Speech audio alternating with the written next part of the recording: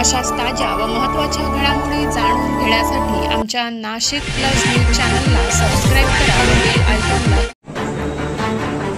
किलबिल बाल रुग्णालय येथे बाप्पाचे जल्लोषात आगमन। श्री गणेश चतुर्थी निमित्ताने सर्व गणेश भक्तांना किलबिल बाल रुग्णालय संचालक श्री डॉक्टर पंकज लोथे बालरोग तज्ञ यांच्यातर्फे खूप साऱ्या शुभेच्छा।